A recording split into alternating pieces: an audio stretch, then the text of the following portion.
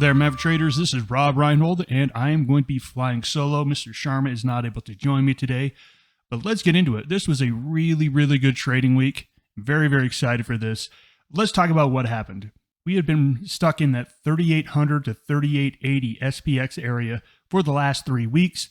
Last Friday, we had just touched outside of that, and we said, hey, we think we're going to break out higher and make a big run. We made a run all the way up to the 200-day moving average.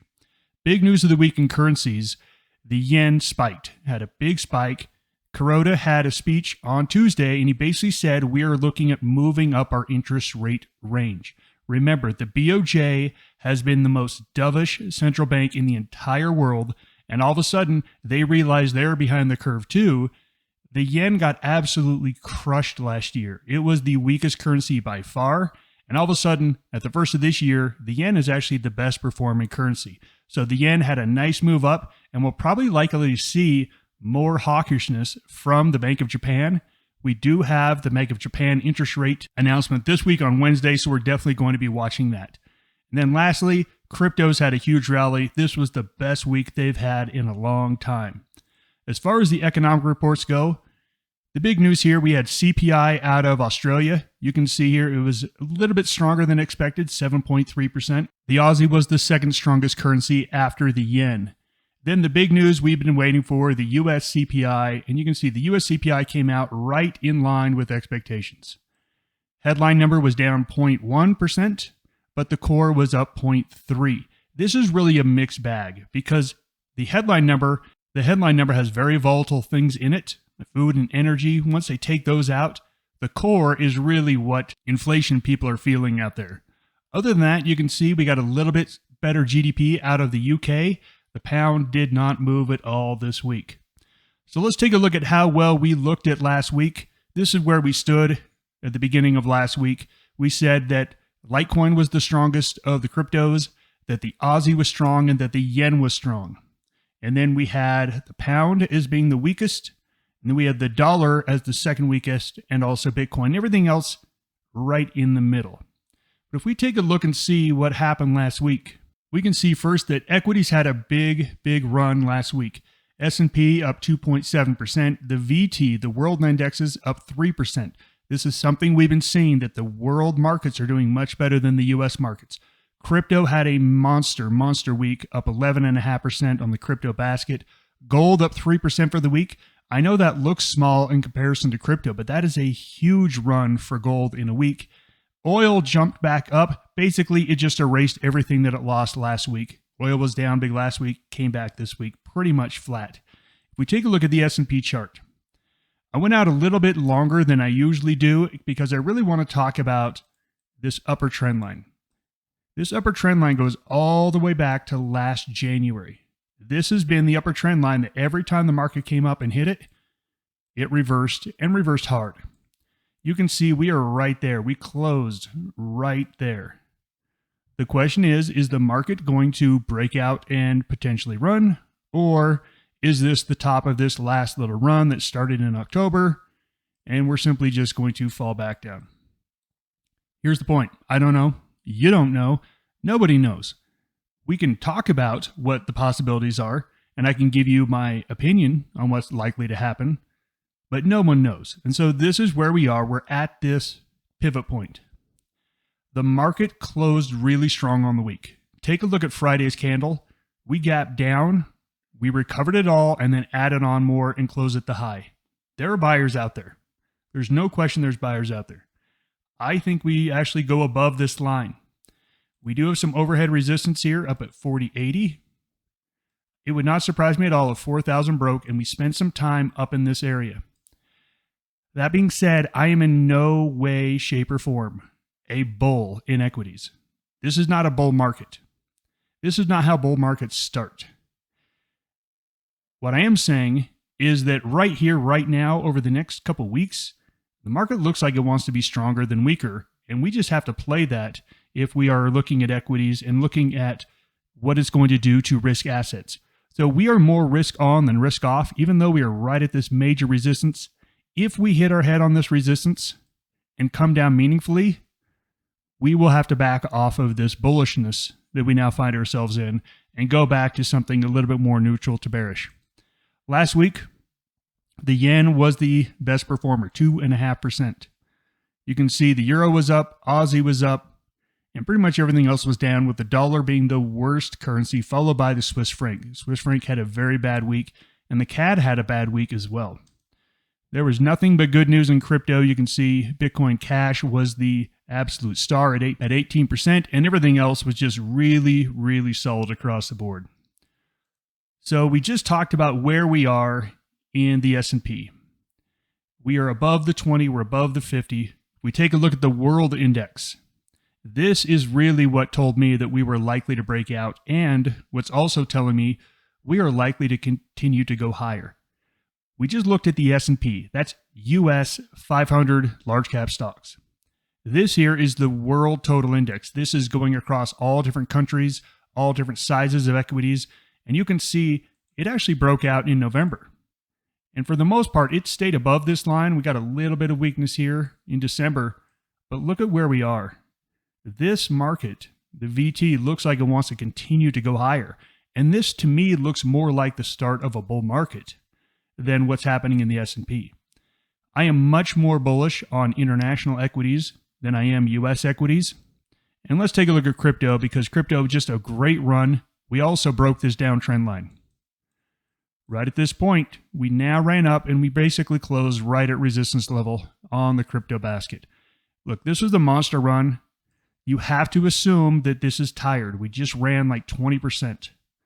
When things run 20% very quickly, it's like running a sprint. You usually have to take a break, catch your wind before you can sprint again. So cryptos look great. I really want to see them base for about a week and then break out, and I will be a buyer of them again on the breakout. This week, we've got a couple big items of news. We do have Chinese GDP on Monday night. This is typically a big deal. I think everyone knows that the GDP in China over the last quarter is going to be lousy. Remember, they just relaxed their no COVID policy, and all of a sudden people are now free to travel and free to do what they want. Now look, yes, they are experiencing a massive surge of COVID over there, but people are now free to go about their business, and they're doing that. What happened last quarter, no one cares about. No one cares about fourth quarter China GDP. They care about first, second, third quarter China GDP. So I think you can just ignore this altogether. We do have Canadian CPI on Tuesday. That's likely to be a mover. I do like the CAD on the short side this week. I think the CAD is a good short. It's looking weak on the charts, and it's really following with the dollar. And then we've got Tuesday night, the Bank of Japan. There is no set time for when this comes out, but in my experience, it's usually around 12:15 to 12:45 a.m. Eastern Standard Time. But when it comes out, it comes out. Most of the time, I tell people, you can sleep through the Bank of Japan. Not this week. Not this week at all. I do not think you can sleep through the Bank of Japan. If you are in yen pairs, you better be ready to deal with some volatility around this statement here. And then on Wednesday, we've got PPI out of the U.S. Producer Price Index, retail sales. So really, there's 2 days here that I think are going to be a big deal. And also, U.S. equities are closed on Monday. So we think Monday is going to be a pretty boring day. We really think Tuesday and Wednesday are going to be the best trading opportunities of the week. Remember, BOJ is likely to be big fireworks. We do not say that often. We mostly say sleep through the BOJ. Tuesday night, late Tuesday night in the US, it's likely to be a major, major move. So let's get in and look at charts, because that's what we're going to make all of our decisions off, is the charts. Let's start out with the crypto. As you can see, everything just had massive runs. Massive runs in crypto. We blew out of all resistance here. Now we're getting back into where we were before the FTX debacle happened. This was FTX back here, sent all the cryptos down. You can see everything is a green light here, except for one thing. We've run 20%. Okay, what do you do when there's something that's run 20%? Well, it tells you, first of all, there's a massive supply and demand imbalance. A lot of people buying, not many people selling. So it's telling you, you want to be buying in these situations. That being said, you don't just blindly chase them. You don't just buy them wherever. you time your purchases. So we go down to our velocity score, and you can see that we had been moving pretty nicely here between bases, runs, pullbacks, runs, bases, run, base, run. We just base and took a run. Okay, so all we're doing is we're saying, let's wait for the next either pullback and let's buy that, or a base and let's buy that. To me, Bitcoin is an absolute buy here.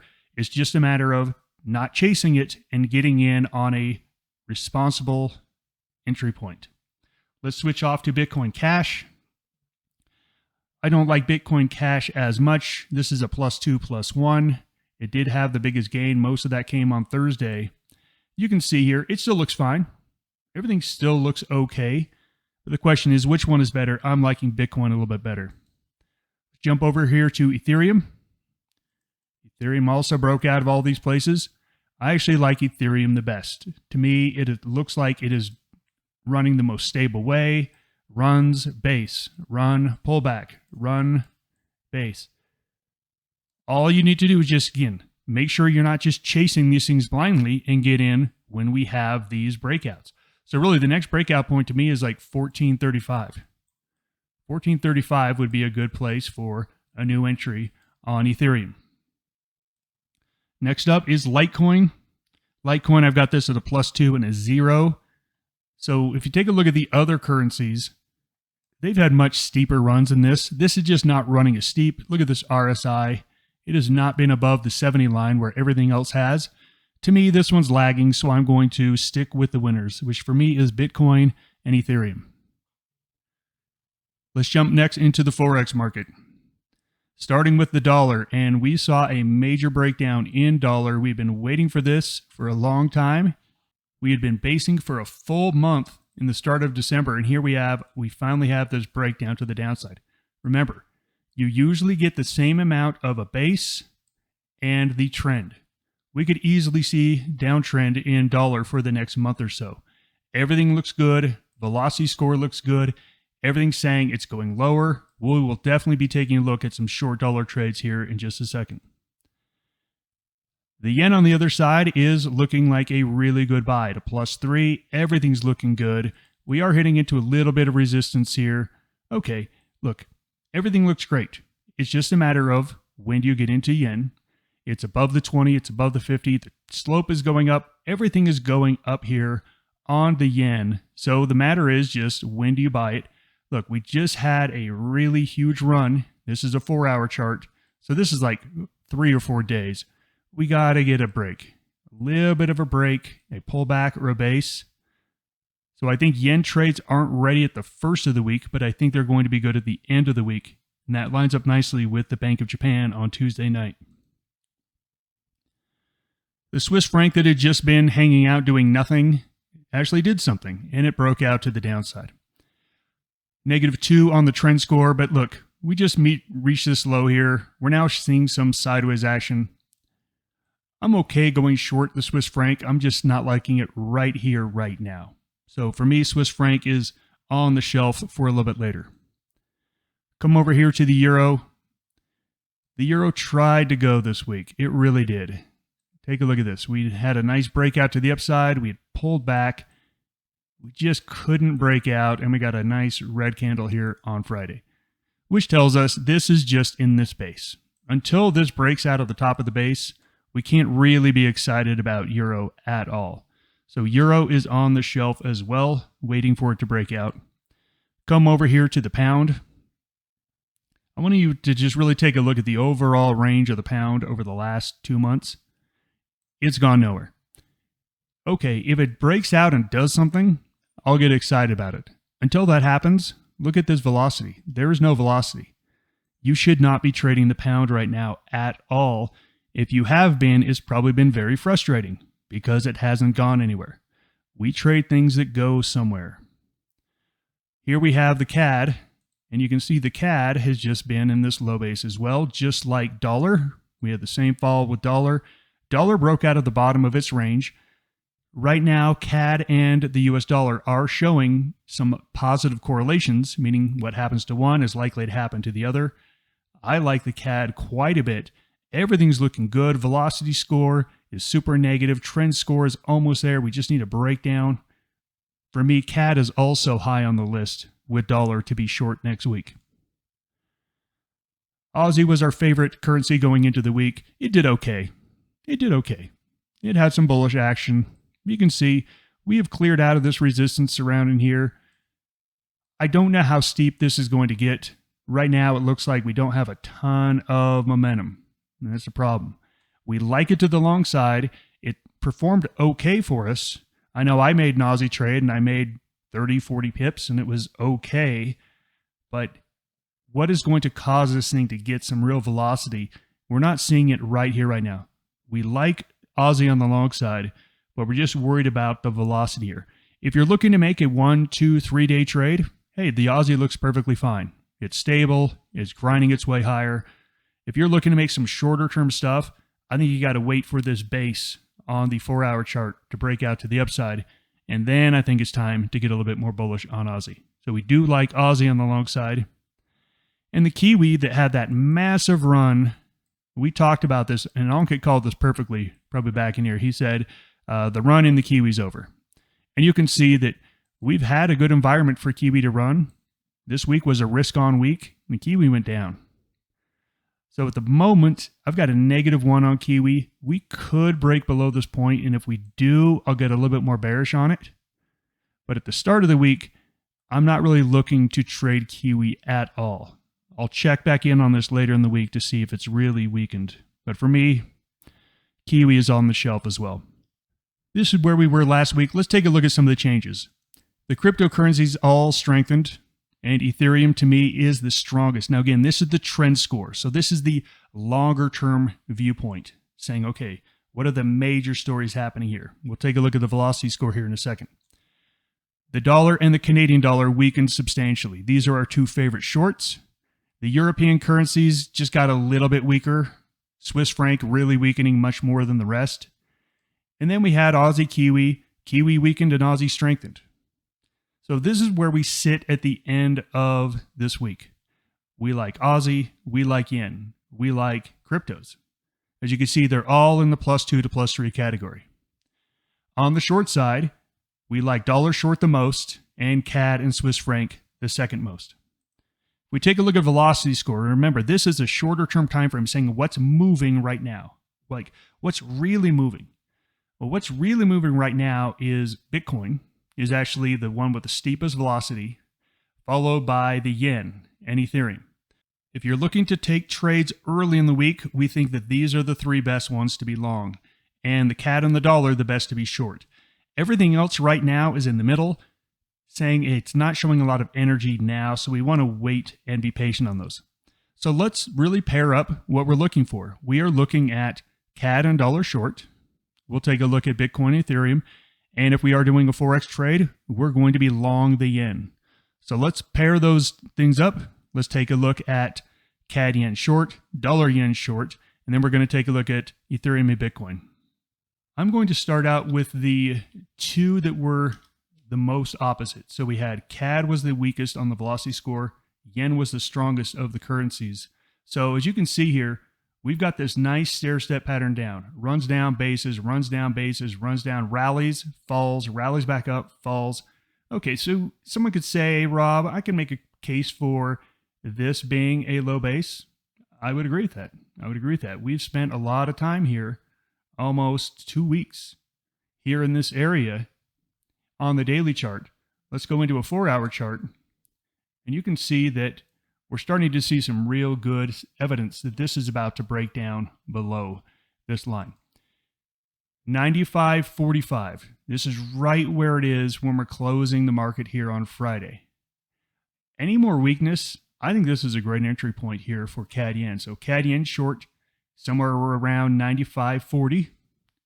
We have no idea where this is going to open on Sunday, so we might have to adjust everything. But I like an entry here and a stop above this parabolic SAR here at 96.70. So entry at 95.45, 96.70 on the stop here. Now look, if that's not your jam, if that's a little bit too big of a stop, Go down to a 1 hour chart and you can see a 1 hour chart. It looks really good on an entry here as well at 95.45. And then you can adjust your stop based on your strategy. The other one I want to take a look at is dollar yen. We'll do the same thing. We'll start here with the daily chart. And you can see the daily chart is clearly breaking down. Clearly breaking down here. Understand these are two big red candles. Take a look and see, after you get two big red candles in this, we typically get bases that last a couple days. I'm not as excited for dollar yen as I am for CAD yen because I think this is a little bit more extended and tired. So I'm going to be more focused on CAD yen short at the first of this week than I am dollar yen. Let's take a look at the cryptos. You probably know what I'm going to say about the cryptos. They've had a giant run. We can't buy them here. We can't just click a button and hope for the best. We have to get in off of these bases or pullbacks. Right here, right now, we're probably near the top of this run. We're going to need to let this thing settle down. We come over here to Ethereum. Let's see if that looks any better. And you can see that Ethereum does look better. It's just in a different part of the wave cycle. So we got a breakout here. We got a pullback or a base here. We run up, we pull back. You can see we've had relief. This is a 4 hour chart. So we had about 16 hours of relief from the buying pressure. And now that buying pressure is starting to build back up. I like it really right here. 1430. I would get out under this 1390 parabolic SAR and see where it can go. This one to me looks like the best trade at the start of the week. Of course, a lot of things can happen over the weekend, so everything needs to be adjusted for where the market opens up on Sunday. To wrap this up, we have equities that are testing major resistance levels. I don't think it breaks out this week. I think we have about a week to hang out around those levels before we do break higher. I think the market is much more likely to go higher than it is to go lower. I could be wrong, and if I'm wrong, I'll stand up here and say, hey, guess what? I was wrong. I've been wrong thousands of times in my 25-year trading career. I'm not worried about being wrong because I'll take my loss and I'll move on and I'll go the right way. The yen is likely to continue to be strong. Remember what happened last year when we saw the dollar just kept rising and rising and rising. It was because we kept hearing worse and worse things from the central bank. It seems like the Bank of Japan finally understands that they are way behind the curve, and they're going to start to get really aggressive here. The yen was absolutely smashed last year and has a lot of ground to get back if the Bank of Japan gets in the game. We like cryptos here. For the first time in a while, we like cryptos here, but they need to take a break. The only one we like here at the moment is Ethereum, but if the rest of the cryptos take a break, that might actually hurt Ethereum. We like that trade much better off later in the week. As always, follow relative strength and weakness. Thank you so much for joining me. Have a great weekend. Happy trading, everyone. Goodbye.